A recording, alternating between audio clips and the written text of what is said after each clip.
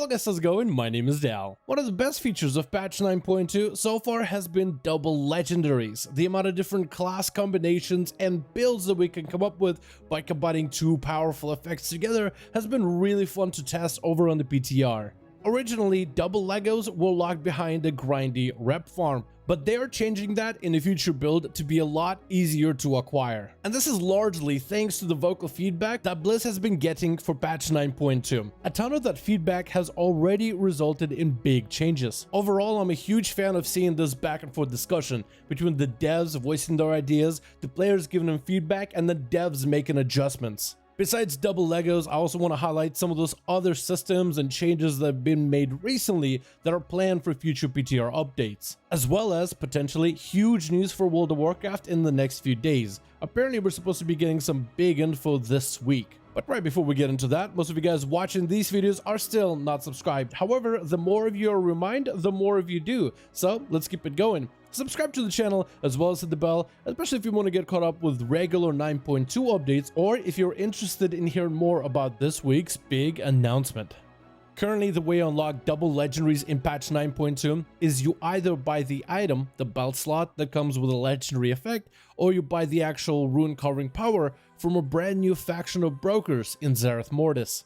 But before you could purchase it, you had to get revered with the faction first. And you could not grind this rep in like 1 hour of gameplay. You had to wait for the weekly quests in Zereth Mortis to gain large chunks of reputation, then clear all of Zereth Mortis every single day from rares, special events, as well as treasures in order to milk as much rep out of it as you possibly could so you don't fall behind the rest of the player base. In a future build, Blizzard is changing how you get your legendary. Instead of having to grind reputation for a faction, you just gotta wait until you finish the chapter 7 of the patch 9.2 storyline. During the first week of patch 9.2, you'll have access to chapter 1, 2, and 3 of the main new storyline, and then every week afterwards you'll have one extra chapter, which means that 5 weeks after the release of patch 9.2, you'll have access to your double legendary combo. When you compare this to grinding reputation for a faction, this change sounds a lot better. It's not perfect, but it is better. To clarify, the item you earn after you complete the relevant chapter will be only the belt legendary slot, which will access your Covenant legendary ability effect.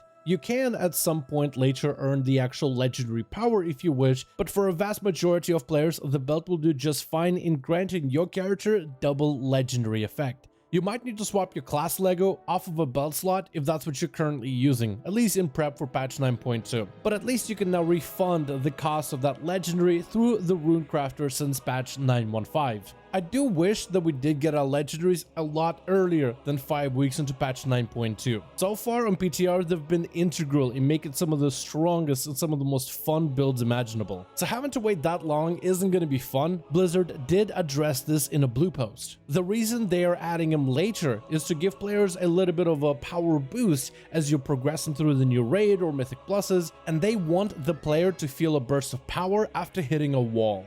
So let me know your thoughts down in the comments below. What do you think about this update? Do you like the fact that they removed the rep grind away from legendary acquisition? Also, do you think that maybe we should have gotten these double Legos a little bit earlier than week 5 of patch 9.2? Let me know all that in the comments down below.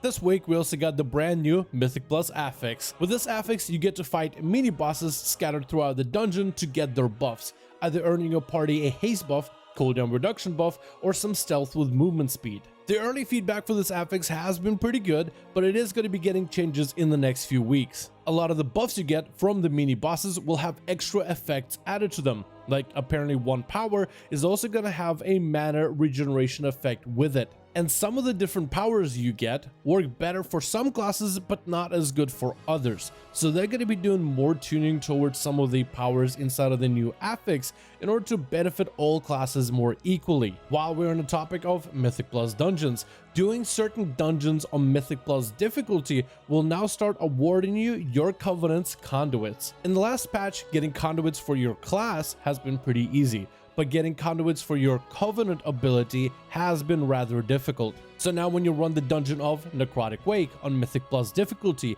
if your Covenant is that of a Kyrian, you'll have a chance to loot your Kyrian Covenant conduits. Same thing goes for Plaguefall and Necrolords, Mr. Tunasai and Nightfey players, and Halls of Atonement and the Venthyr players. Over the last few raids of Shadowlands, Blizzard has awarded better item level gear to the last few bosses of that raid. Usually, it's because the last few bosses of that raid tier are more difficult. So if you take the current raid, the Sanctum of Domination, think of the Hunter Bow or the Rogue Daggers from Sylvanas or the Two-Handed Strange Sword from Kel'Thuzad. The class that gets these high item level items, especially as weapons, now has an advantage above others. Patch 9.2 New Raid is doing the same thing for the last 3 bosses of that tier, but they are going to be redoing some of the drops to make sure that every single class gets a powerful weapon upgrade from one of the bosses. This change, like all of the other changes we talked about so far, has been largely due to the community feedback and Blizzard making changes based on that feedback. This way, less classes should feel like they're left behind when it comes to weapon choices in the new raid of patch 9.2. Cosmic Flux is a brand new currency that was added into the recent PTR build. A brand new currency that's awarded from all kinds of content, whether you do Mythic Pluses, raiding, or PvP. You also get Flux from doing Torghast, as well as all the activities in Zereth Mortis, from slaying rares to looting treasures, events, and more. Flux is important in patch 9.2 because it'll be the currency we will be using to craft our tier sets outside of the raid, as well as upgrade our legendaries to the rank 7.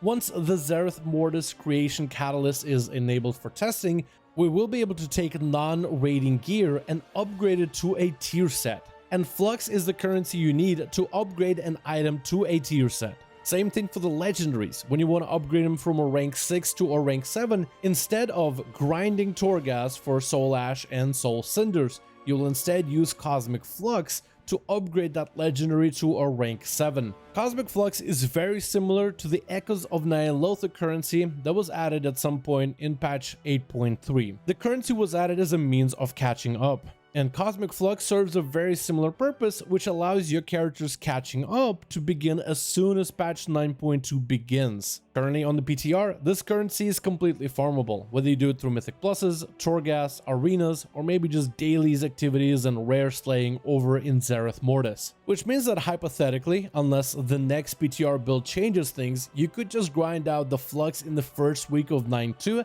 and then sit on that Flux currency until you get items appropriate enough to upgrade into a tier set, and should give you the ability to create tier sets anytime you want to. This is going to be massive for catching up on our main characters as well as on our alt characters as well, especially with how big tier sets are going to be in patch 9.2. Finally, big changes are apparently planned this week for either World of Warcraft or any of the other Blizzard titles. A blue post came out earlier last week highlighting some of the future of Blizzard going forward shortly after the Microsoft Blizzard news. In a post that talked about a lot of things like improved communication between the devs and players, which is evident seeing the PTR updates, some of the changes in the company going forward, as well as a section talking about how they need to deliver content to players on a more regular basis and how apparently this week they have some big announcements planned. Currently, it is up to everyone's imagination to guess what kind of updates they could be discussing.